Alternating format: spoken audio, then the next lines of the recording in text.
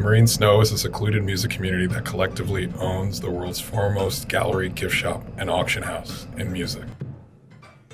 Marine Snow is solving one major problem that can be broken down into several smaller segments. The main problem is that music is about community, yet music streaming services are commodities. And today, if you look at the data, music fans spend much more money going to shows, buying vinyl, and buying merch. And the reason why that is because those goods offer psychological values that digital music is not offering today. They offer a sense of community, a sense of social status and identity, and a sense of scarcity. So Marine Snow's goal is to bring those values to the digital arena.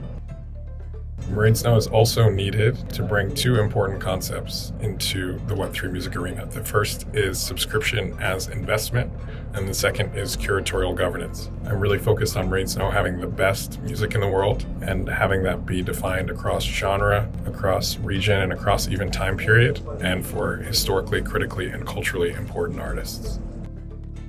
Marine Snow's product provides a set of exclusive music that you can't listen to anywhere else for 90-day periods. Our goal is to have the best music in the world and to attract a subscriber based on having the best music in the world. The business model is one where we're trying to pioneer a new model of subscription as investment, where it's subscription with a floor. You can pay what you want. The more you pay and the earlier you pay is the more ownership of the platform you have and the more you can capture in the financial upside as the platform grows. That ownership also allows you say in the curatorial governance of the platform and gives you some rights as we figure out what we acquire next. Our cost model is paying artists fixed cost amounts that will in time be bundles of cash and our token, aligning incentives so that they have a short-term incentive to work with us with cash and a long-term incentive to work with Marine Snow through token value.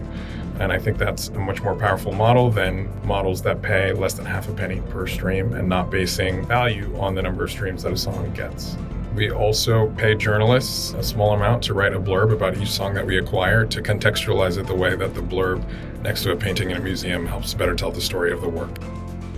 Marine Snow is currently built as a mobile app, but soon will be available on the web. And from a technology perspective, is comprised of a very game-like experience where you unlock the songs on the platform based on your lean-in participation, and also social features where you can talk about music not exclusive to Marine Snow within the walls of Marine Snow. The plan is over time for the exclusive songs on the platform and the social features and community to begin to feed into each other, where the communities can start to help inform what we acquire next.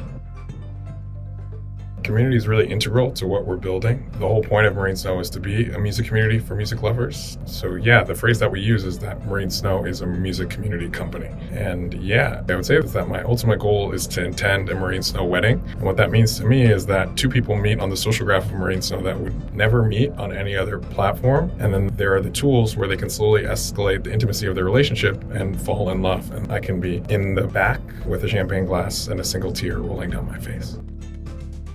Marine Snow is an ecosystem of journalists, artists, and members where each is incentivized to contribute to the value of the platform. And the platform is designed to reward the breadth of your consumption and your curiosity, the depth of your consumption, your active participation in the platform, your helping others, and other forms of community.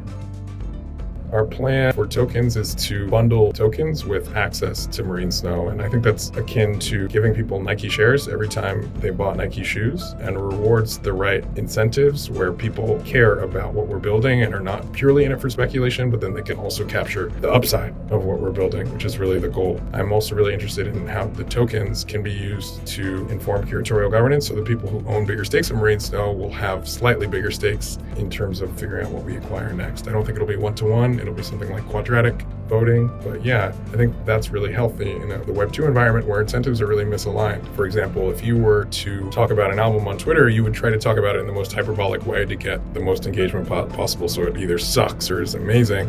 Whereas if you were to own parts of Twitter, I think you would be a little bit more careful about being as truthful or as aligned to long-term truth as you can in your opinions.